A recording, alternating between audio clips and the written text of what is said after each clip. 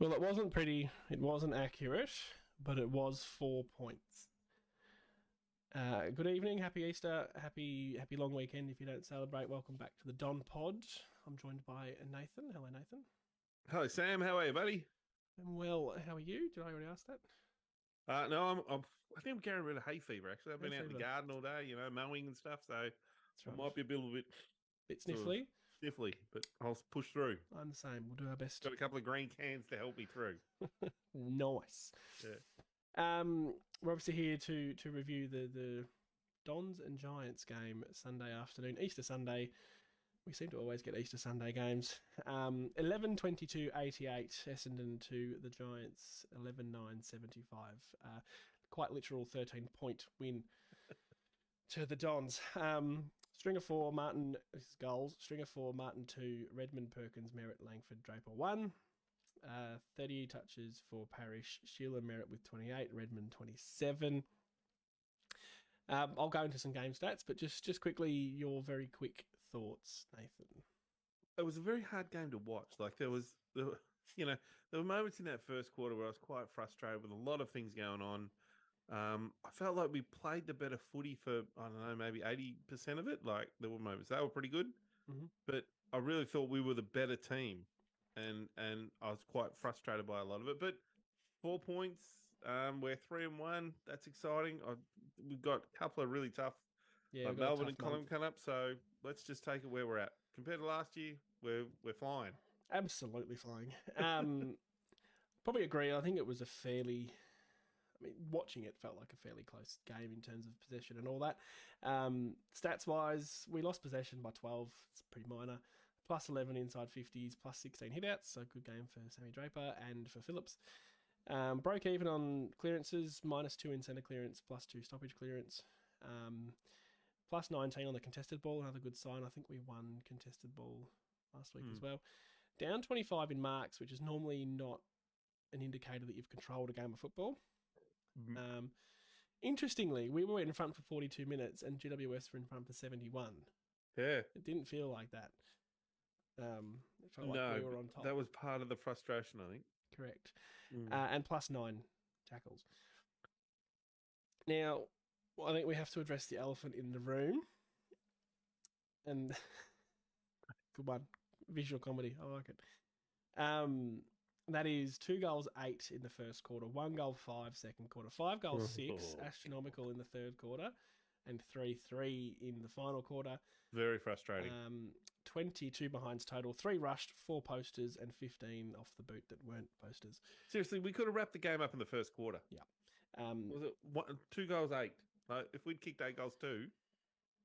Even 5, 6, Yeah. Stringer, Caldwell, Menzies combining for 4 goals 11, and I hate to break it to you that Stringer kicked 4 goals. So I know. That's why I think it's hilarious. That's pretty shocking. And I don't Caldwell, know. like a couple of last week, he was kicking it from the up his bottom, but this week couldn't hit. Yeah, frustrating. Yeah, I don't think there's a lot to be done about it. no, it's part of the game. It's just frustrating. Like bad kicking is bad footy. That's a rule. It is a rule. It is hard. I think it's one of those things they talk about on commentary a bit. Is that when you've missed 5 or 6, then it starts weighing on you a bit. And there were some pretty simple ones. I mean, like, I don't want to single out the ruckman. Draper and Phillips both missed from straight in front. Yep. And Phillips is usually a pretty good set shot. I don't have as much set shot, pressure on Draper because he's ball drop his shit out. I'd much rather him on the run, weirdly. But the rest of them, there was a couple of quick snaps from Stringer under the pump a bit. I think even Davey Jr. was running into an open goal. Well, not an open goal, but it was just pretty straightforward. There was just a few of them I think they should have just put away. Yep. But it happens. Next week we might kick 22-11 rather. Well, that's the positive is that we had what were the numbers of set the shots on goal? Well, 33. 33 shots on goal is great. Like that is really good football. Without our best forward. The 50s, we won that and all that sort of stuff. So that's really good, but that can burn you. Yeah. Well, yeah. I mean, if we'd lost, we'd be sitting here going, if we just kick straight. Yeah. I've watched Richmond being a very good team and kicked poorly. I've watched Brisbane do it, and been a good team and kicked poorly, and that can hurt. That can hurt. Yeah. There is another sort of element to that is that not suggesting we're a good team yet or anything, but good teams can win ugly. Yep. It's a good trait to have. So I think we did that really against Gold Coast, and we've done it now against Giants. So it is nice. Now, for the rest of the pod, we're going to break this up into 2 sections. We're going to start with the things we can control, and then we're going to go ahead and we're going to talk about some things that were beyond our control, but were worth noting. Yep. The big one, obviously, is Jake Stringer. Do love the string. I love what we get. I love that he's had one game back. I mean, yeah, he's a bit shit, but all right, he'd be better for the run. And then this week, 10 shots at goal. Yep. And the torpedo. Can we talk about the torpedo? We'll come back to the torp. I want to throw some numbers before we get too excited. I loved it. 10 shots at goal. That I sat there and went, geez, I don't remember the last time an Essendon player had 10 shots at goal. Now, I would have guessed Lloyd. Well, that's okay. So I tried to think in my own head because searching stats isn't my forte. So I was trying to think of big bags, right? The ones that stand out are Pete, but he's normally like 7 straight. Had a look, and 7 was the most amount of shots he's had in the game before us. Yep.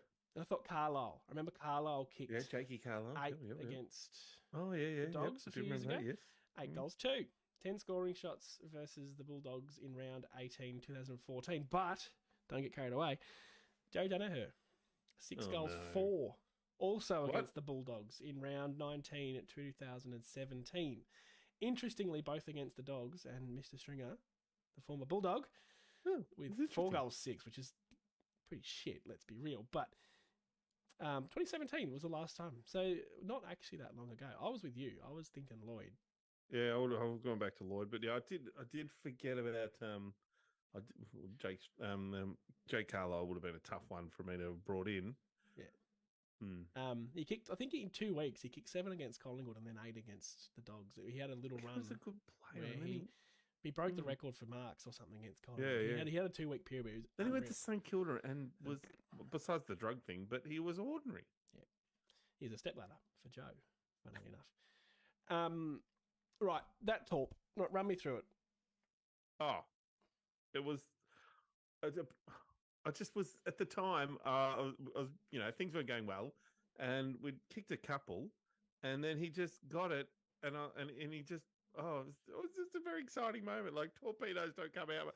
Very hard to describe how excited I was when it happened. I actually shouted.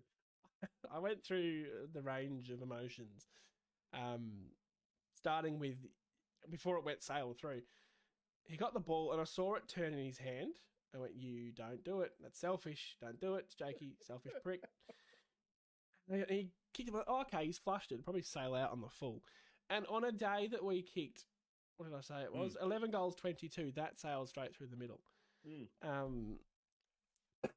That's what I think is the hilarious part. That we couldn't kick him from dead in front, yet he's put a torp from outside 53 on the run. Brilliant. I mean, brilliant goal. If he missed it, I think we would be sitting here going, he probably could have just hit a target. But interestingly... But it's what you get with Jake. Like, I think 100%. It's what we accept, and we've learned this over the years. You get the good with the bad. You get him trying to ping it from the boundary line, and he misses out of bounds on the full, or you get the 50 out and a torp. I'm happy with it.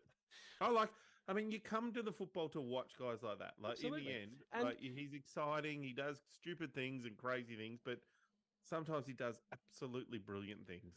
And to be fair, if you caught the post-match interview he did on Fox, and I wish I'd got this or written this down verbatim because it was quite brilliant.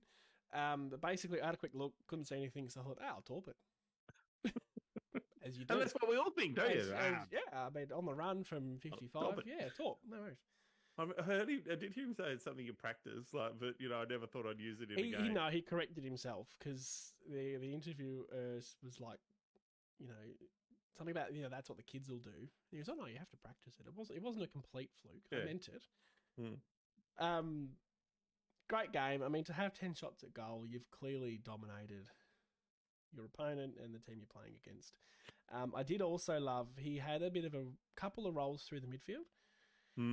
Got a couple of clearances, 4 clearances. I'm not quite sure if a goal or a shot at goal counts as a clearance if they overlap.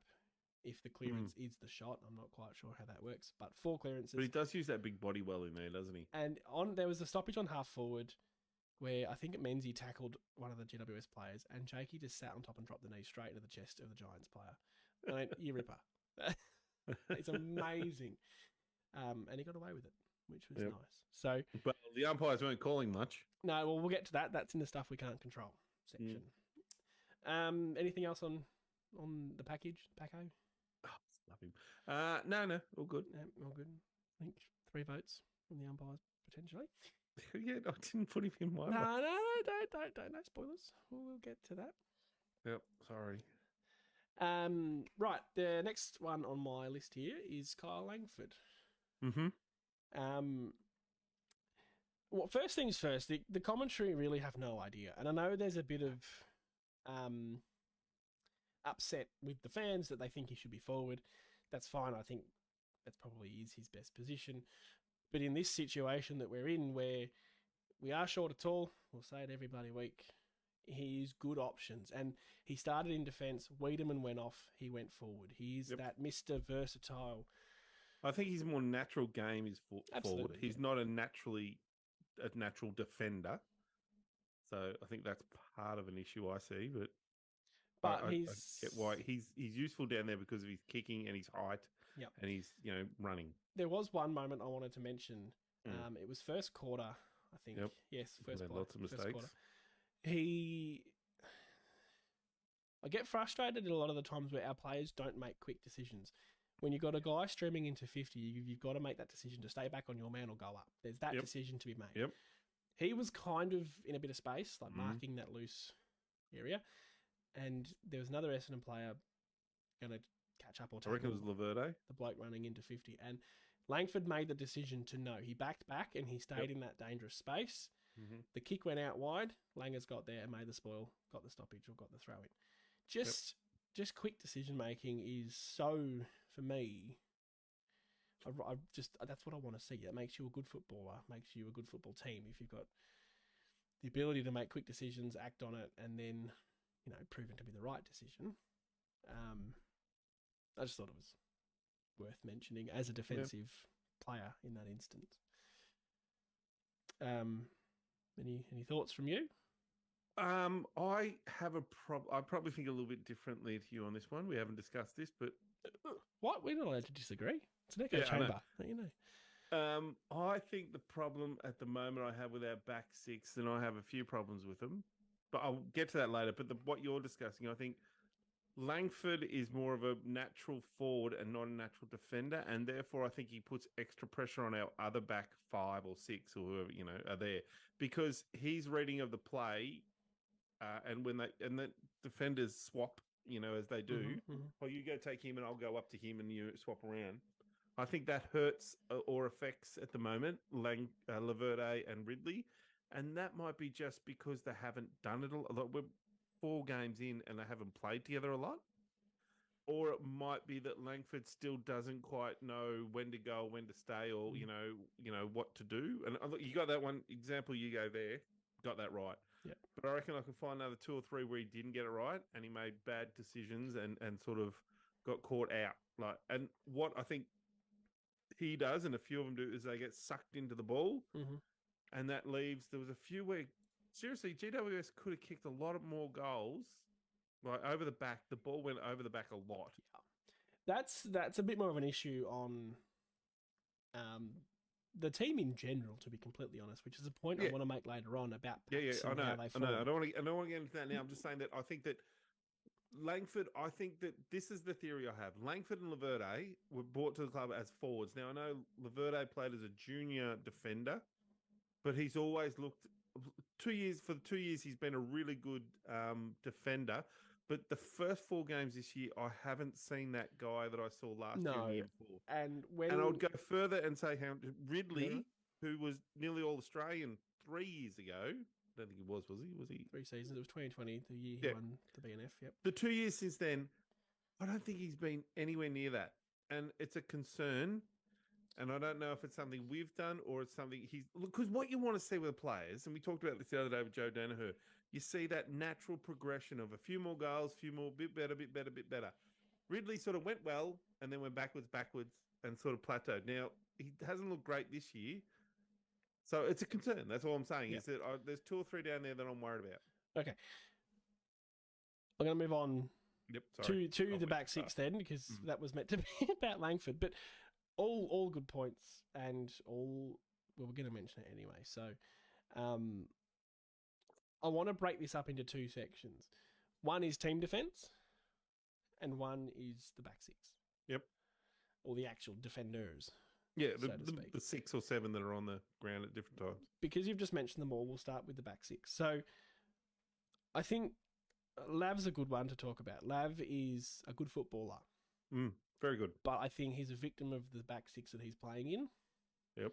And he, I thought, was pretty ordinary yesterday, Sunday. And he's been very good for us for 2 years. Absolutely. But he's this year he's constantly undersized. Yeah, exactly. He's just not big enough to play on the guys that they put him on. Isn't his fault. Yeah, no, not his fault. That's a concern.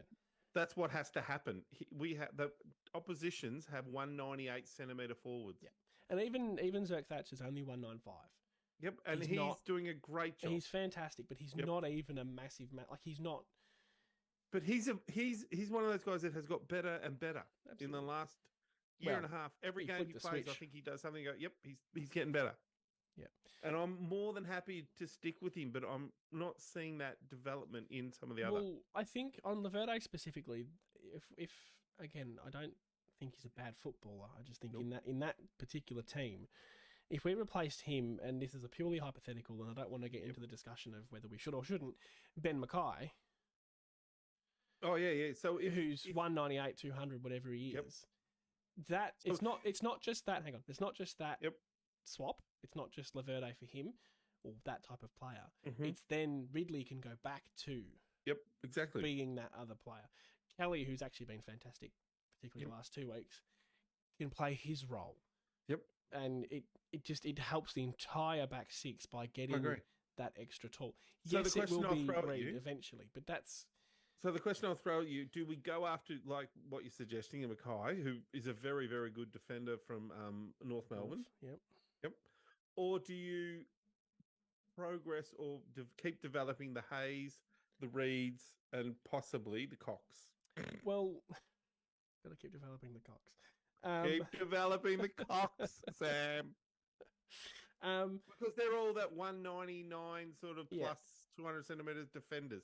I would just to finish that, Hayes and Reed are actual junior played as defenders. Yes, know how to play the proper defenders. To answer your question, I think for me personally, I'd go after him.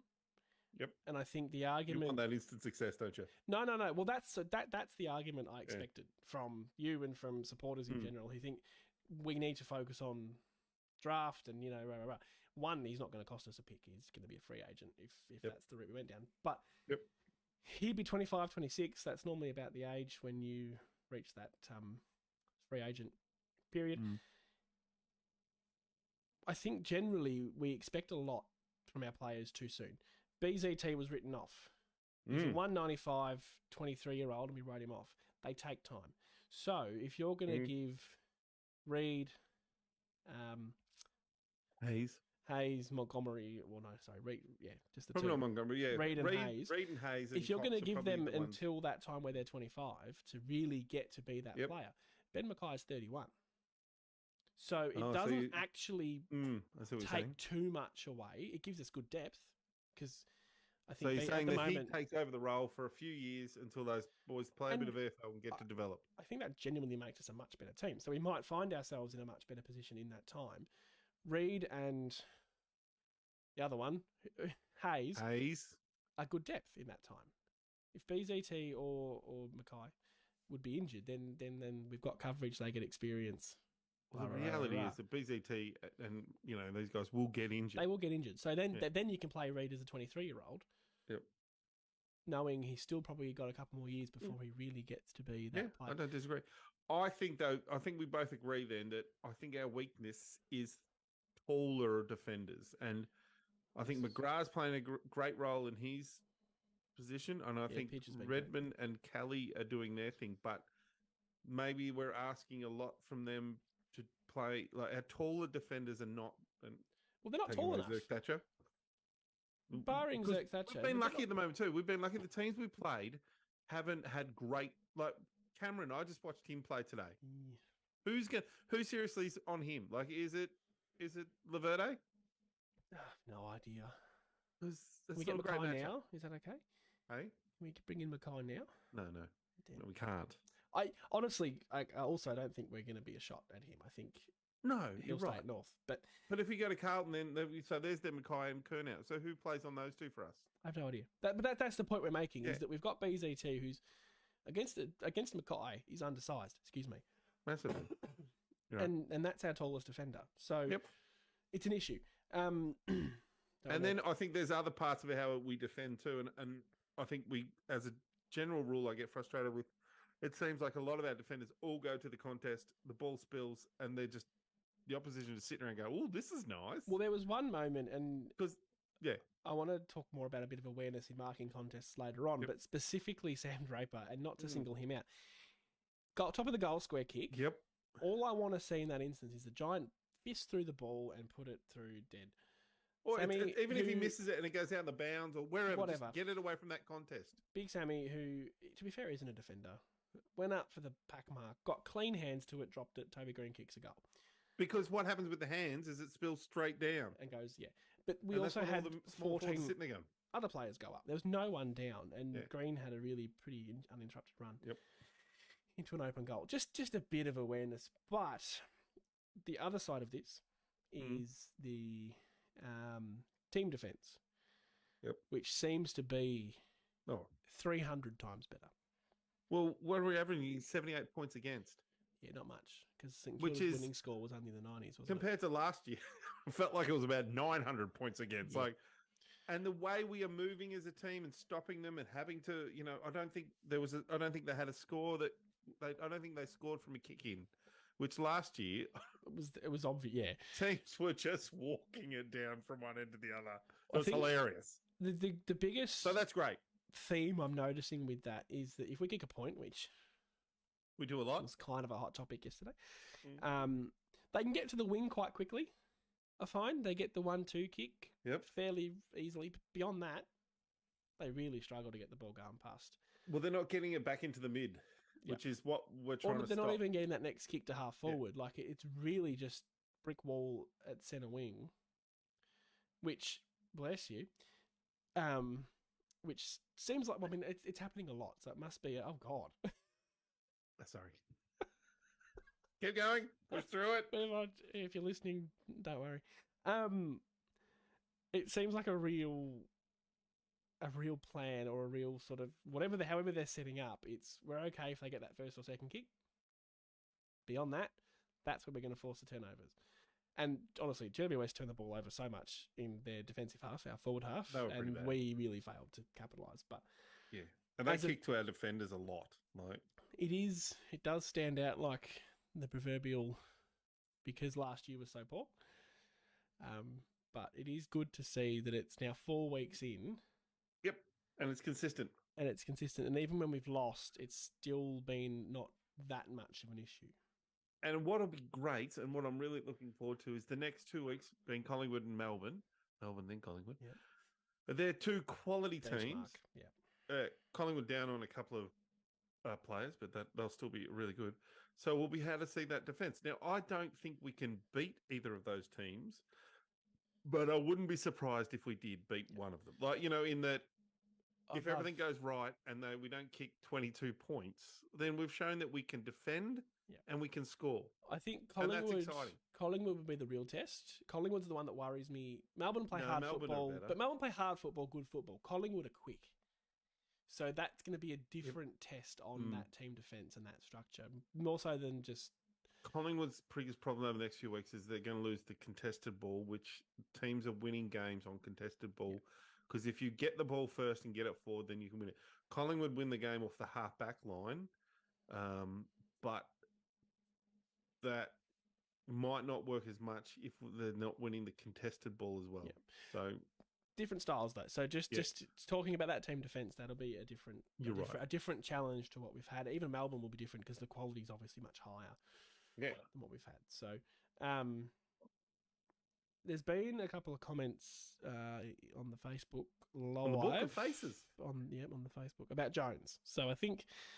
Yeah, this is controversial, isn't it? So, but people just saying no confidence, needs probably a spell in the twos, needs a run of games. There's a bit of back and forth there. So we're not going to have we're not going to have Wiedemann next week. No, definitely. He will have that concussion. He was knocked out. It could be another week after that. Even if he hasn't got a technical concussion, I think for a guy like him, it's a bit like the Sydney bloke. Oh, just look after him. McCartney. Yeah. Doesn't sound right, but yeah, him. It's McCartney, isn't it? The two brothers, McCartney. McCartan. Are they McCartan? McCartan, yeah. That's why it didn't sound right. Anyway, look after him. So I don't think there's a possibility that Jones gets dropped just because we got no one else. But what I noticed, particularly watching the replay this morning, multiple efforts. Yeah. His nickname should be Nearly after that game. He got his first hands to a lot of ball and just couldn't hold on to it, which is neither here nor there. He's a young kid. You kind of go, okay. But once the ball hit the deck, he chased, he tackled, he put pressure on. And I thought he did enough, again, to warrant that he's in the team for structure. Yep, 100%. He's got no protection. We don't protection. have any other tall defenders that run and mark that run at the ball. No. He's got no protection. There's no big Peter Wright. The best he's got is Ruckman, who, albeit they're tall, they're not natural forwards, so they're not offering him the same protection as what Wiedemann and Big Pete would. So I understand that people aren't happy with him, and look, his hands looked really poor, I thought, on the weekend. Like, there was even a moment where he missed a crumb. Like, he ran past it, got into his hands, but spilt out of his hands. Even a crumb. I thought, oh, geez. But there's just no other options, and you've got to persist with the only other tall now. As you said, without Wiedemann, maybe Voss comes in possibly, but he's only 194. He's not going to be a backup ruckman or anything like that. Well, you assume it's going to be Langford at this point now. He has to. That's right. Langford will probably play the role. But there's just no one else. So he's staying in the side, I think, regardless of the conversation. But I think it's a bit like the Heppel argument. He's just going to stay on the side because still doing enough for me. He's still doing it. On Wiedemann, injured, obviously. Thank you for the segue there. That sucks. He just needs a good run at it. That was a bit of a lack of awareness from him, actually, to just not realise that was about to happen. Like, anyway, it's footy. Heppel come on as the sub. There's about 15 minutes left in the second quarter. From that point, he had 19 touches at 100%.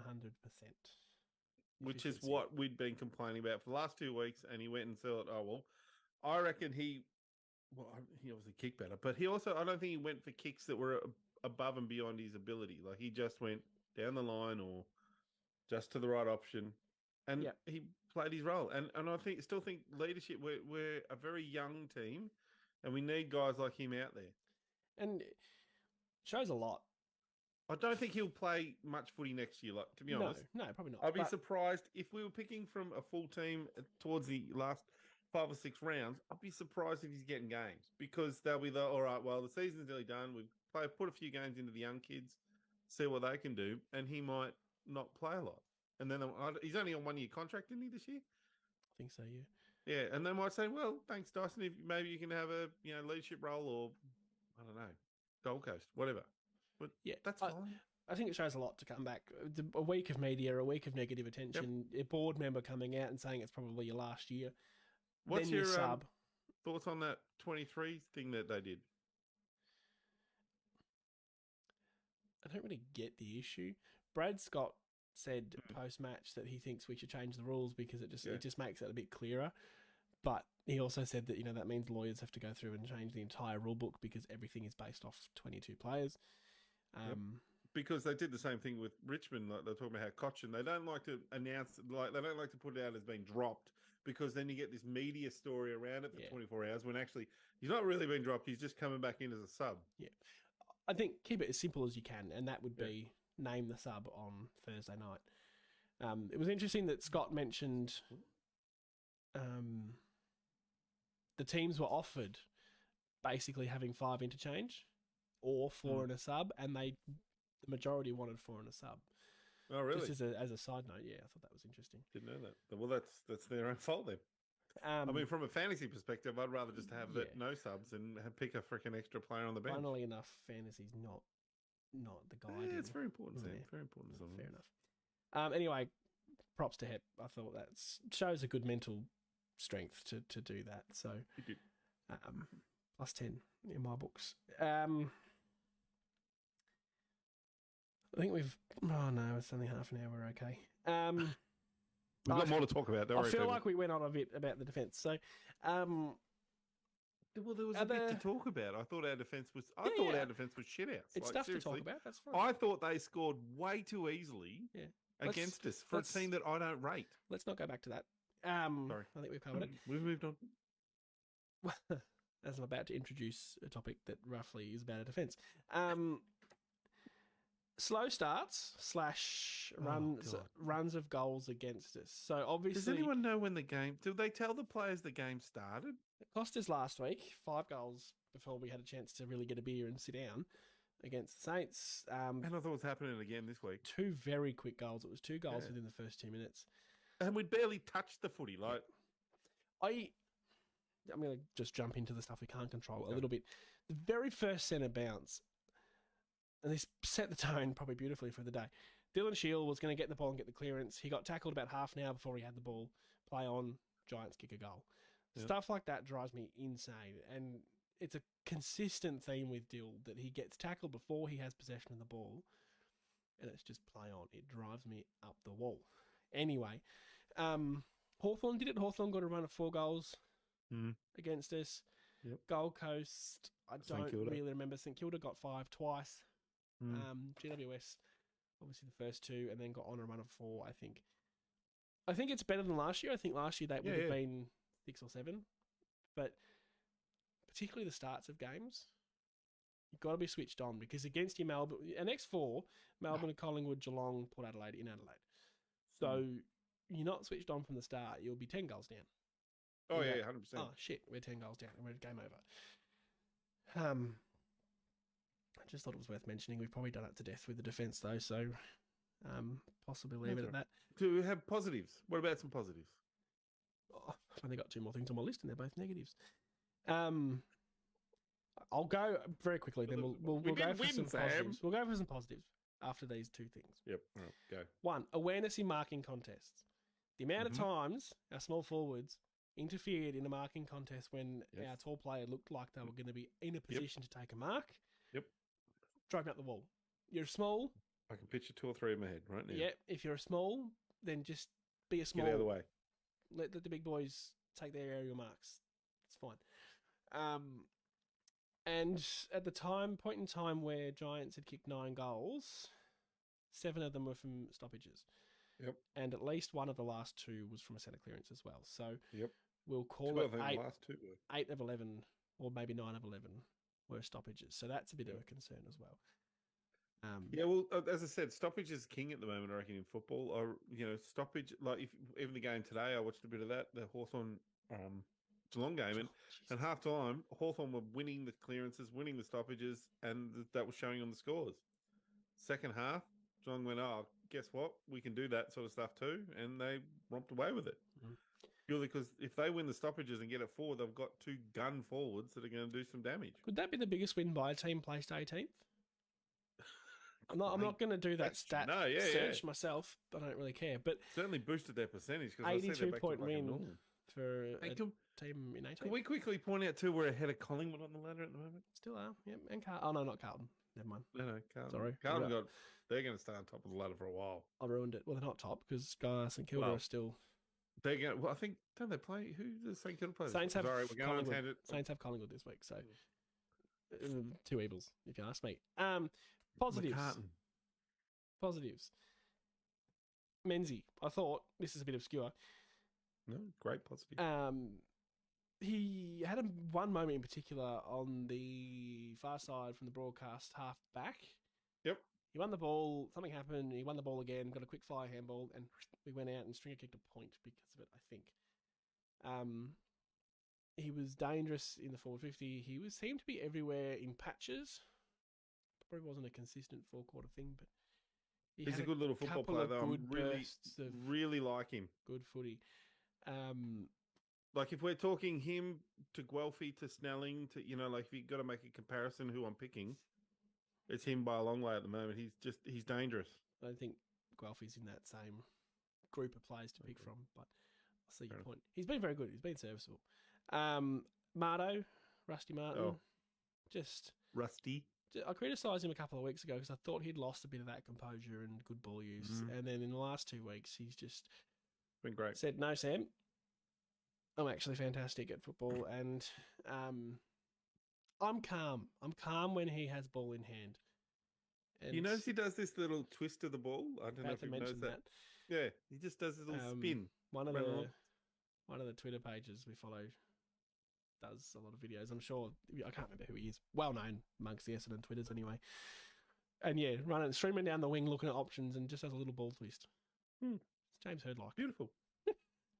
But no, I think he's played some good footy in the last few weeks. I agree. I was a bit worried him after the first week. I think he was quite poor. Yeah, there's a couple of moments. We've made him worse. No. Have we made him worse, Sam? And then no, he's sort of got back to it. You made special mention of Draper before the game. Well, the Ruckman's Association. Ruckman's Association of Australia. Look, he wasn't up against the greatest opposition, but again, he got around the great. Him and Phillip, like Phillips, that was a great. I really like the coach's selection there. I think that's part of what won us the game. Yep. Going in with the 2 talls and stretching them forward, as sending either Draper or Phillips forward. Look, they didn't mark it, or I don't think either of them actually kicked a goal. I'll probably be right. Draper did. Yep, but they really pushed them. And Phillips, I reckon 2 weeks ago, I was like, I don't like him. He had a brilliant first half. His first half was as good. He was best on ground at half time. Yeah, exactly. And maybe we didn't win it then, but it was really influential what he did in that first half because he made them worried. Yeah. And I reckon they put time into him in the second half to sort of make sure he didn't have as much of an effect. Yeah, and that's probably where Draper had more of an impact. So exactly, and that's where Draper could... Great little combo. Yep. Draper's turning into a really, really good little ruckman. Like, can't kick, but if he starts clunking a few more marks, like his mark count needs to just jump up a little. His clearance work, like he's working them, like he's another midfielder in there. Sometimes you watch it, he calls for it. Like they'll get the ball and he'll be running towards goal. And go, yep, give it to me. Yeah. So he's turned into a really handy player. Goal of the year, obviously last year, you're doing that. But yeah, he likes to do. He's like, I've got good pace. I can. He doesn't mind a bit of a don't argue and get around someone and slap it on the boot. Yeah. The last one I want to mention specifically is Dylan Shield. Just continuing on. What a great season. There was a moment on half forward where left-hand side, as you watch from the tally, that half forward wing near the boundary, where he was running towards the ball as a GWS player right up his clacker, and his body kind of gestured one way, and then he just took off the other way. And I went, holy shit.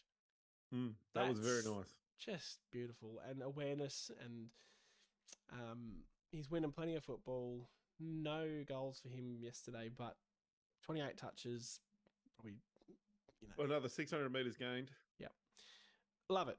That's what we paid for. So good to see him with some confidence and playing good football. And I know I said that was the last one, but Redmond, after being critical of him last week, 27 and a goal, very good with ball in hand.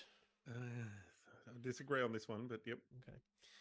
We'll leave it there. Well, the frustration for me was that his opponent, Daniels, is it? Yeah. Yep. Brett Daniels had 22 disposals, kicked 1 goal, 3 shots at goals, and 8 score involvements. Now, I understand that a defender's, and maybe, Sam, maybe this is my old world footiness, that a defender's job is to defend. Yeah. Yeah. Probably and look, Redmond had, I think he had 27 disposals himself, kicked a goal. So everyone's like, oh, that's great. But I will argue to the day I die that halfback flankers is the easiest freaking job in football at the moment. Like, seriously, all they have to do is get the ball and run up the other ground and kick it. Like, they don't have to defend. They don't have to actually stop the guy they're on. No. All right, fair enough take. He was very good when it mattered in the third, fourth quarters, and that was. I'm not knocking him. The role he plays is very important. He's just shit. Well, the role he plays is very important, but I also am very aware of who he's playing on and how they go. And 8 score involvements for his opposition, for the guys on, is... It's a very good point. It is a very good point. So... Sorry to shoot you down there too. No, that's okay. I should do my called. research. I just go and feel and hope for the best, to be honest. I won't say anyone was good. All right. We did win. Let's just remind ourselves of that. Now, stuff we can't control. I just want to touch on it briefly. Yep. There were 3, 4, 5, 6 instances where straightforward marks were not paid to Jones, Wiedemann, and Langford. That I don't know if it was a rule of the week thing, if they've been directed to really pay attention to that little shitty touch. I don't think we need to have that much finality.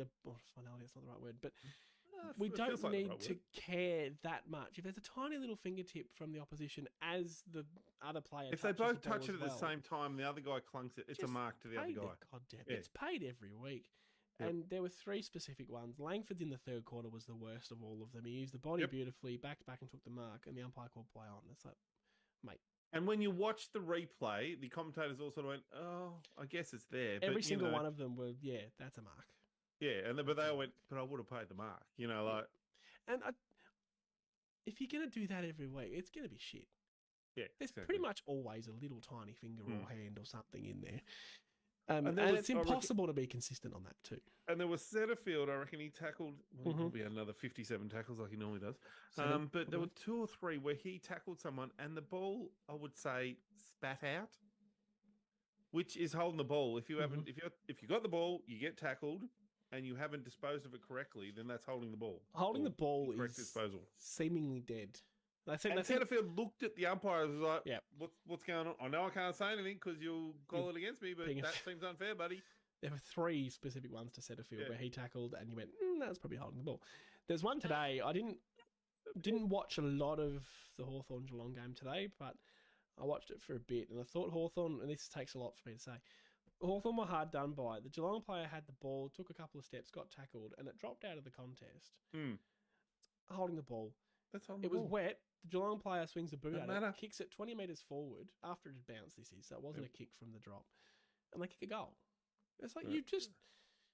it should be a free kick. And so often, the player drops it, and old mate tackling doesn't know that he's dropped the ball, so he continues with the tackle and gets pinged for holding the man. Yeah, which is... Just I do have issue with that one too. I'm like, but he had the ball. How did he get rid of it? And he did not dispose of it. If he didn't handball it, then he's ball. If you've got prior and don't get rid of it, free kick. Yep. I don't care. And the last point I wanted to make on that was Shield. He should have had 4 or 5 free kicks where he was held before he had possession of the ball and just didn't get it. We had 2 free kicks to halfway through the third quarter and ended up with 11. Well, I think there was only like 6 or 7 at 3/4 time on there. Yeah.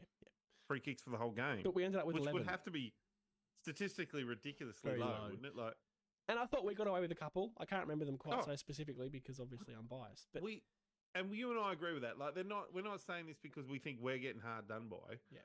We noticed more the Essendon ones because, well, guess what? We're want us to win. But there are also some that go for us and we go, well, that was a bad call. Yeah. There was one, Mardo got the ball at half back, took like 4 steps, broke a tackle, and then got tackled immediately after that. And I thought, well, that could have been holding the ball, and it wasn't. We got a free kick or 2 in the fourth quarter where I went, that's a pretty shit decision. But end of the day, pay what's there. And well, the whole 4 umpires thing is meant to make this improve, and I think it's scratchy to argue how much it's improved after 4 games. I don't think it has. Well, I agree, but I reckon that it's not enough yet to say that 4 umpires is working. Have 7. Just have 4 umpires circling the entire contest. 25 umpires. One umpire per player. Yep. Let's have 44 of them. You follow him around. That's your job as the umpire. You follow around a player and you just wait for him to touch it. No, free kick. Yeah. God, imagine. Yeah, like, where does it stop? Do we go to 5? Do we ever try 5 umpires? I honestly, without being funny, the rules need adapting. The rules need to be changed ever so slightly just to take the opinion out of it. they're not clear enough, so it comes a lot down to the umpire. And I think sometimes it's interpretation, and that inherently is going to be difficult. As I've said to you call. 1,000 times, I want the AFL to have official, or non-official, but official umpires commentating that at halftime, 3/4 time, the commentators can talk to them and say, what happened here? Yeah. And they can explain it. So you and I at home go, fair enough. Disagree, agree, but yeah, fair enough. Yeah, I agree. Give them a better. That's what my big issue is, that the AFL do not give us as supporters anything in regards to defend them when it's clearly not. Apparently, they never get anything wrong. No. Anyway, that was my little bitch. That's our bitch. We do get a little bitchy. Infuriating. VFL, 88, the Dons, our boy 65 to Northern Bullets. So another little win there. It's 2-1, I think, for us in the VFL. In terms of the AFL listed players, Snelling, 25 touches, 2 goals. Very good game from him. 27 and a goal from Hobbs. Very good game from him. Voss, 1 goal, 4. Would have fit right in with the seniors. From 11 disposals. And that rep Montgomery too. Another 21 touches. And Montgomery, 21 touches. Yeah. I think they're the 3 main ones I think worth talking about still. Well,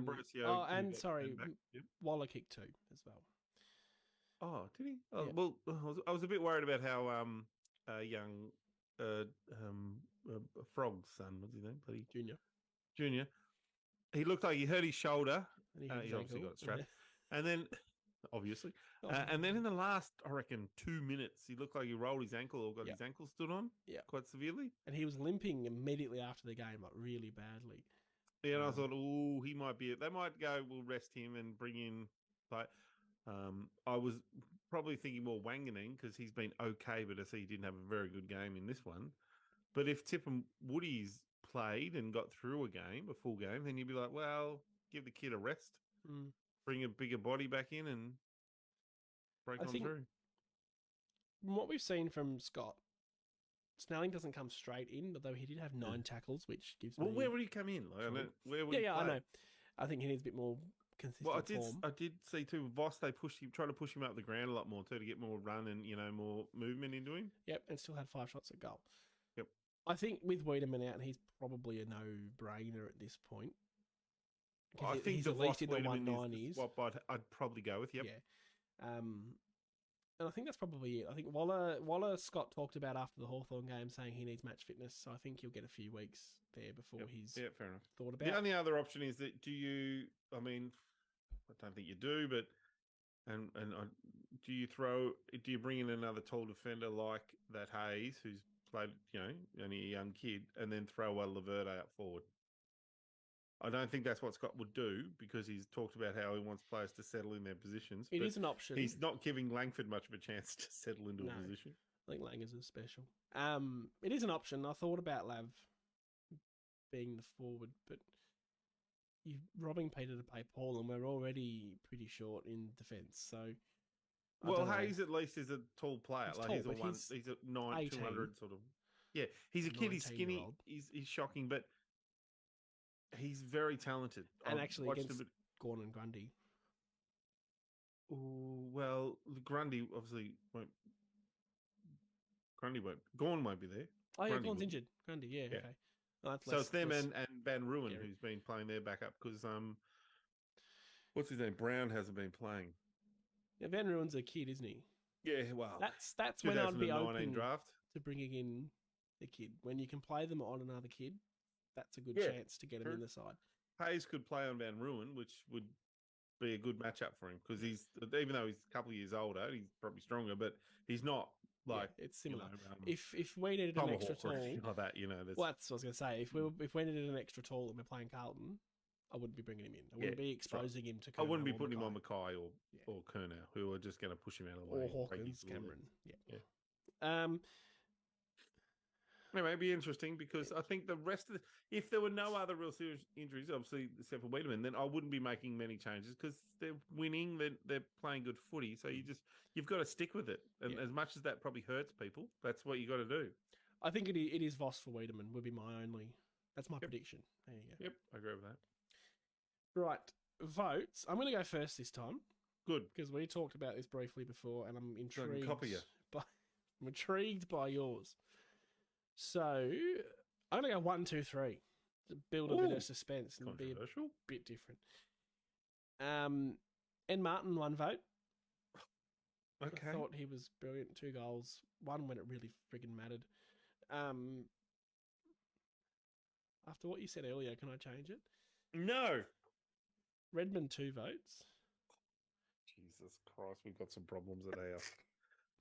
And Wait I until we thought- see each other at work. I will be having a word to you. Yeah. I'm going to somehow get someone to snippet all these little disposals and go, was that good? Was that good? Okay. You do that and prove me wrong. That's totally fine Yeah. if you want to go that much effort just to prove your co-host wrong. Yep.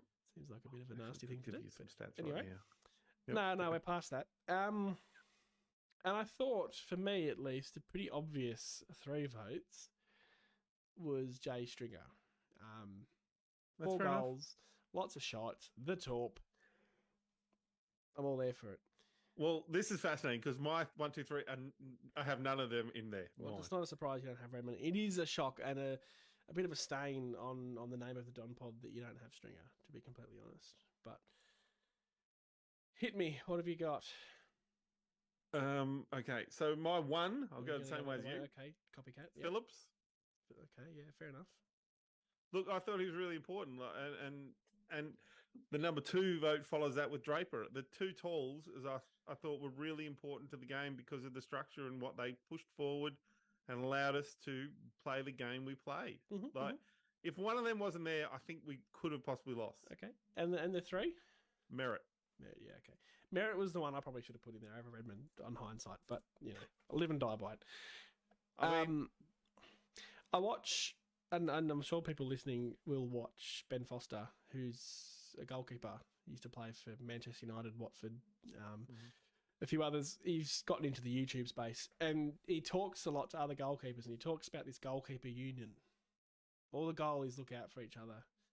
They got each other's backs. They love each other. You have a ruckman union. You are so biased towards your ruckman. Yep, I can't help it. Midfielders and ruckmans, because that's where the game's won. The guys that kick goals are just there just because they got the ball delivered to them. And play a game with no ruckman and would still do okay.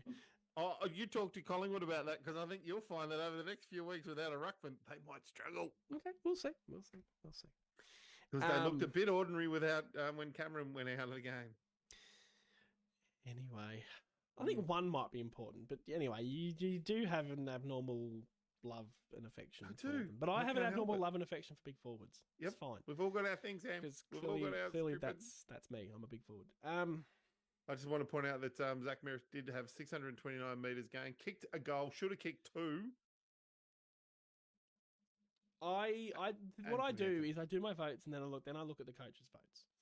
And I never change them based I don't even know on what the coaches' votes are. I never change them based on the coaches' votes. I just look at it and go, okay, I'm close to the mark. I'm terrible. I should retire. Etc. I go by who I think influenced the game. Which is to me what the coaches are voting. I don't know what the coaches are voting on. Jake Stringer got a perfect 10. Zach Merritt 7. He kicked 6 points. He had 10 shots at goal, and he did the kicked chop. 4 goals, 6. He did the chop. Okay.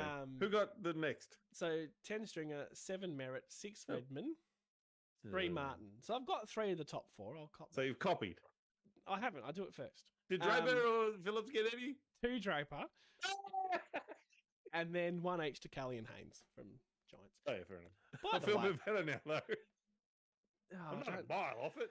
No, well, you are, but no.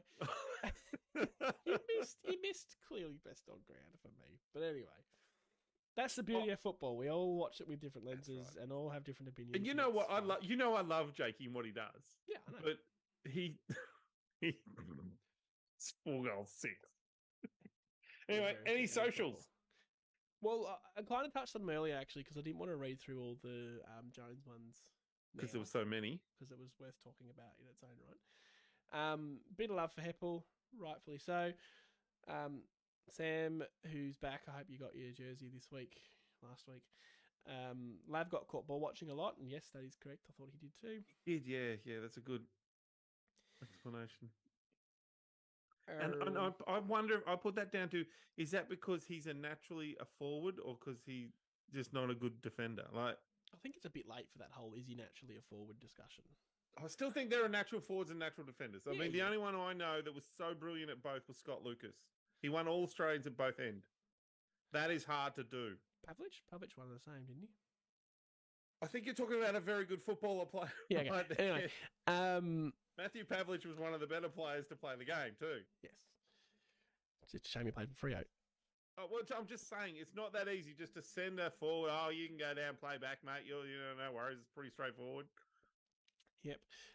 Phil's got a bit of love for the wizard, Harry. But Jones? Yep, the wizard will come. Well, Harry Potter, Harry. Oh, It's not that much of a stretch. sure enough. That's not fair at all, really. The wizard will come good, just give him time. Then he jokes that Heppel's best game in 2 years might have exaggerated the time frame. Fair enough. No, yeah, but I agree with Harry. We've got to still. He's got great potential, and we've just got to persist. Yep. I don't want a discussion on this. Just a yes or no from you. Mm-hmm. Do we think Reid gets No. a game over Laverde when Reid is fit and ready? Phil says that. Do I think who? Reid, when he's fit and ready to come in, does he start over Laverde? Yes. Okay. Because he's a beautiful kick of the football, and he's 200 centimeters. Yes. Okay. Fair enough. Sam, again, it's a Sam union now. Redmond had some clangers in the first half, was great in the second half. That kind of agree. I thought he was quiet first half, but the second half when we won the clangers were pretty clangy. A few of them though. And then Phil gave 3 to Merritt, 2 to Stringer, 1 to Parrish. Parrish is a bit. Should we have a quick conversation about Parrish? It's brief, yeah, worth talking about. Well, the interesting thing about Parrish, and I was looking this up. Did some stats. 9 tackles he's had for the year so far, which out of the midfielders that he's leading, he's second in for possessions, he's leading clearances, and he's all up in all those sort of stats. But 9, so most of those guys are around mid 20 tackles, 20 to 30 tackles. Yeah, 9 puts him equal with Will Ashcroft. There's a bit of discussion around this on Twitter, which I'm sure is where it's been thrust in your face as well as it has mine. Yep. It's low, but I think his role, the breakaway from clearances or the breakaway from stoppages that I can picture him doing, he's the one making the width, creating the width, running out. My issue don't need to tackle people. with Das at the minute is the disposal. Yep, 100%. That's his big problem. What we talked about with Heppel and those wobbly kicks. He drops the ball wrong every time. They're wobbly kicks, and they don't generally. He had an option where he's kicking it to Stringer at one stage, and it went 5 meters over Stringer and the opposition guy's head. Yeah.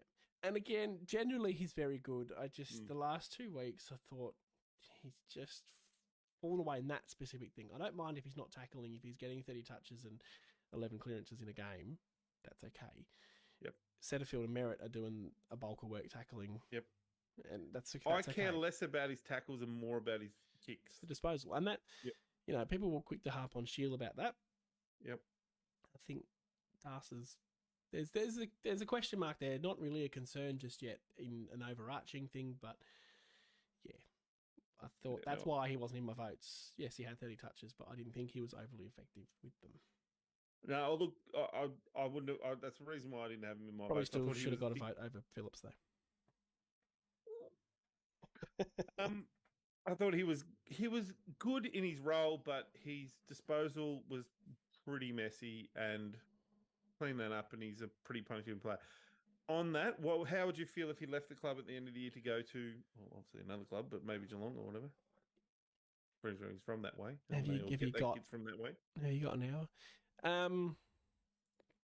Look, Any comments on that on the socials? No one's mentioned it. They will now. There's two sides. Two sides to any player leaving a club. Yep. One is if you don't want to play for the Essendon Football Club, see ya. Yeah, 100%. Fine. And I think we're better off with that, Danaher.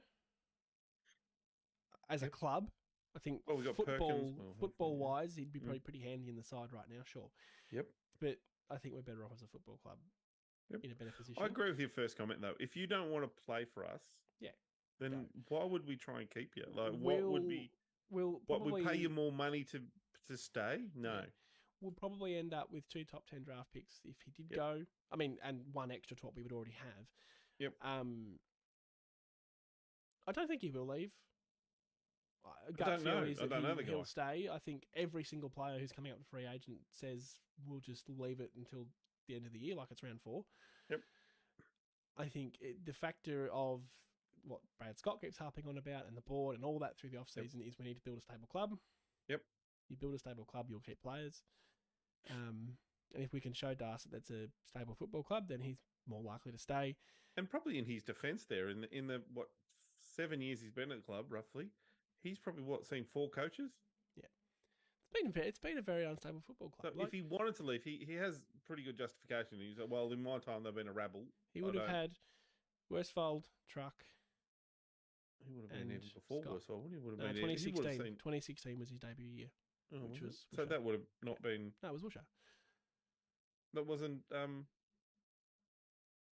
Trust me, it was Woosha. 2016 was Woosha. Because that was the drug year. That was the year we not gonna argue.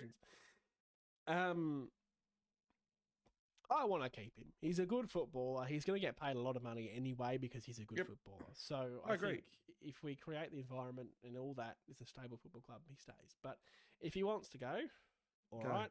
Yep. We've benefited from some free agents in the past. It's, I agree. It's footy. That being said, I do want to keep him. I had a choice. Next question. Controversial. I think that's about it, to be honest. Okay.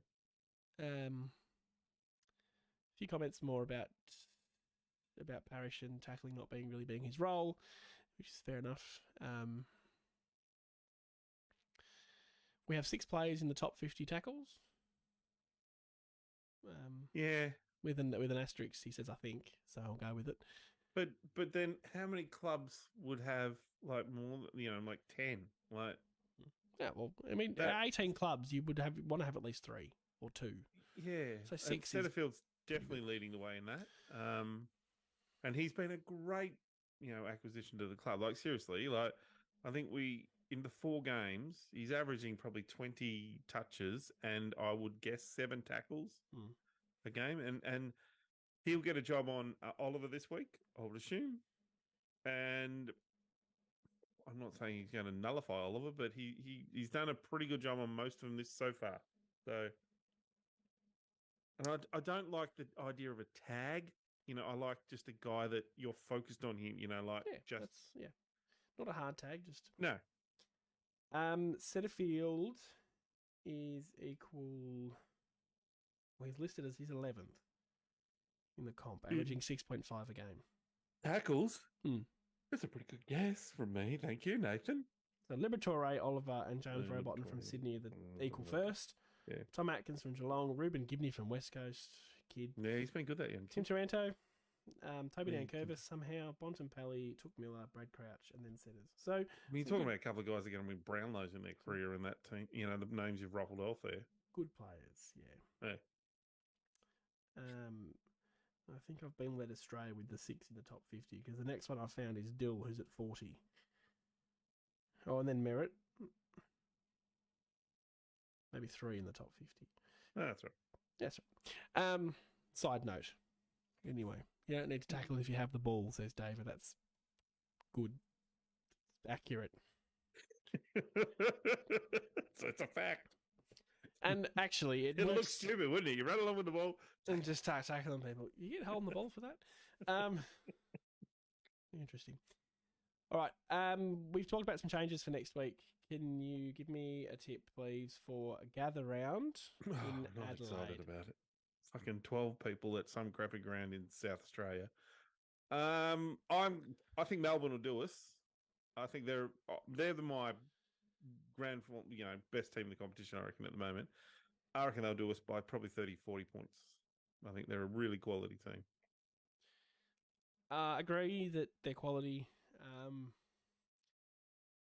I'm hoping to see us stick around in a game. That'll be my measure of, if we can stick around for most of it and lose by 4 or 5 goals, I go, okay, about right. But It's the week after I'm more interested. Yeah, Collingwood will be interesting. I will say Melbourne by 17. Bit of a closer one. Yep. I think it's important we recognise that they're a very good side. I think they're the best team. I think they're the best team in the competition at the moment. Yeah. Ladder position doesn't reflect that, but one of possibly three you could argue, but definitely in that conversation. I think Collingwood are right there, but they've probably got a couple of injuries that are going to slow them down at the moment. Collingwood, Brisbane have beaten Collingwood. Brisbane, I don't think, are a threat away from home. Yeah, possibly. Yep.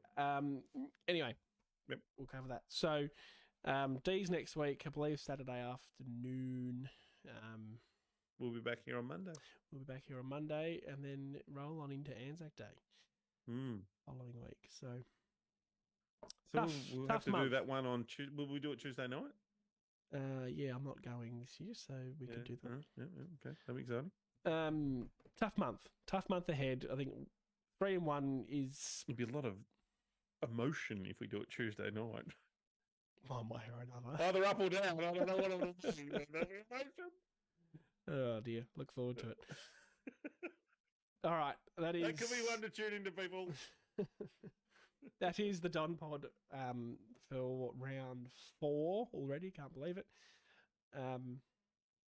Good chat. I think an even mix of there's still plenty to work on, but we're 3-1, and that's exciting. With a tough month ahead, that's not the worst place to be. So we'll win a couple, we'll lose a few. Leave it there, and go Dons. Go Mummers.